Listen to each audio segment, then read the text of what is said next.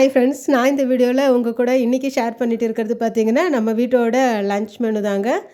இன்றைக்கி லன்ச் மெனுவில் நல்லா மீல் மேக்கர்லாம் போட்டு ஒயிட் புலாவ் பண்ணியிருக்கேன்.